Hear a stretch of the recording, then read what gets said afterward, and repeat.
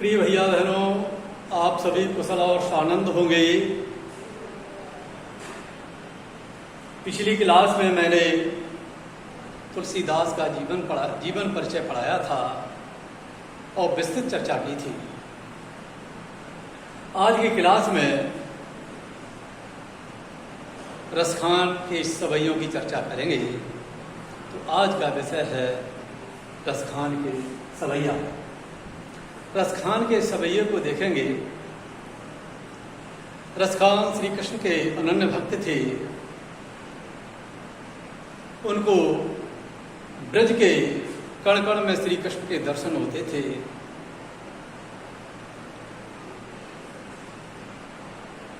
तो मृत्यु के पश्चात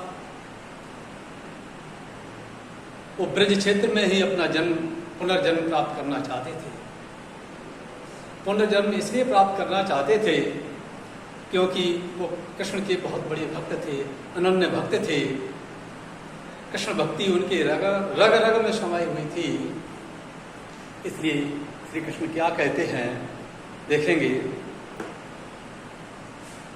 कि मानस हो तो बही रस खाने, बसों ब्रज गोकुल गांव के ग्वार। जो पशु हो तो कहा वसुदेव, चरण नित्य नंद की धेनु मझार। पाहन हो तो वही गिर को, धरो कर छत्र पुरंदर धारन। जो भगा हो तो बसेरो करो, मिले कालिंद फूल कदम की गार। बात क्या है कि इसका संदर्भ क्या है? प्रस्तुत सवैया रसखान द्वारा रचित रसखान ग्रंथावली से हमारी पाठ पुस्तक के काव्य खंड के सवैये नामक शीर्षक से लिए गए हैं। ये पद जो है, ये सवैया जो है, सवैये नामक शीर्षक से लिया गया है।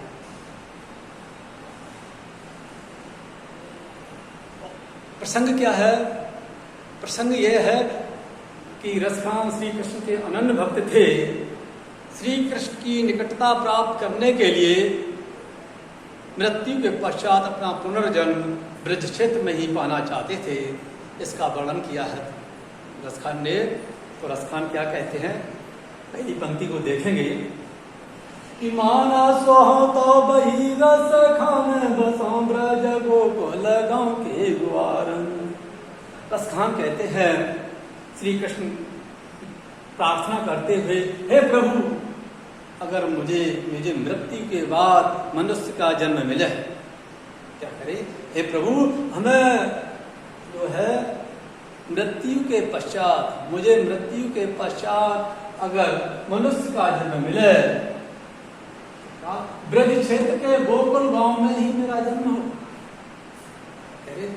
कि जो मानस हो तो बही रस खाने, बसों ब्रज गोकुल गांव के ग्वार।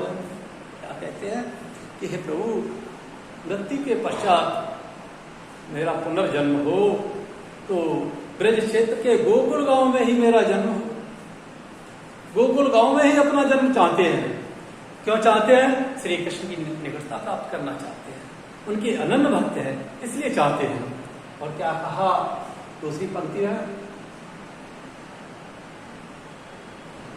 जो पशु हो तो कहा वसु मेरो, चरो नित्य नंद की धेनु मझार।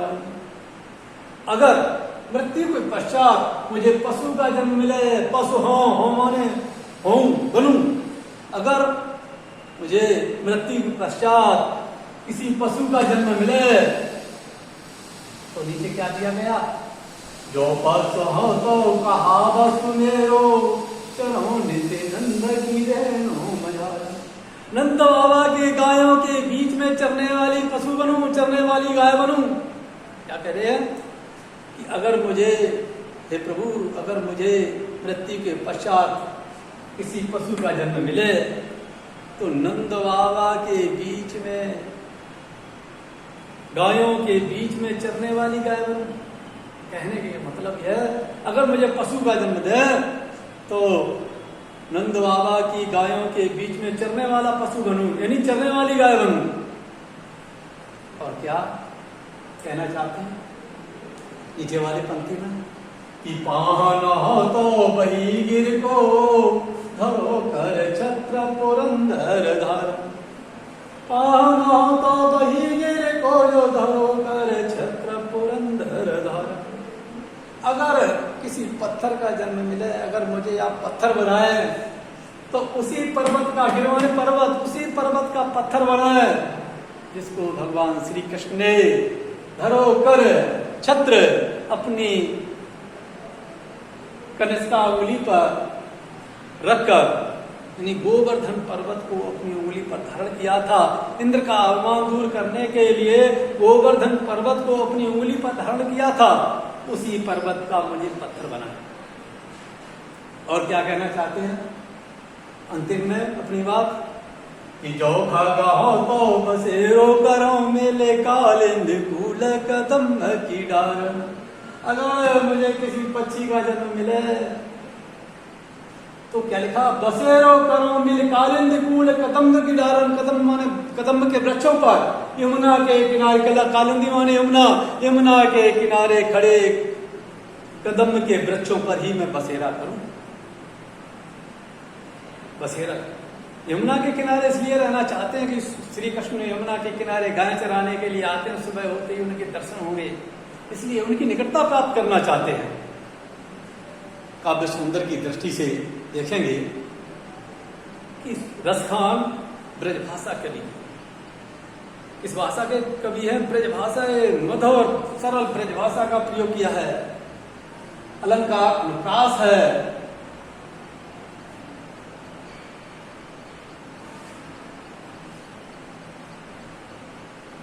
और छंद सवैया है।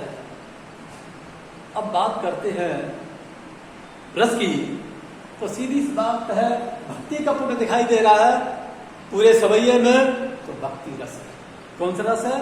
भक्ति रस है। और भक्ति रस है तो फिर गुण प्रसाद है। ठीक, तो आज की क्लास में भैया बहनों आज रसखान का प्रथम स्टेंजा ही पढ़ाएंगे। निरंतर धीरे धीरे पढ़ते रहे, अभ्यास करते रहे। धन्यवाद।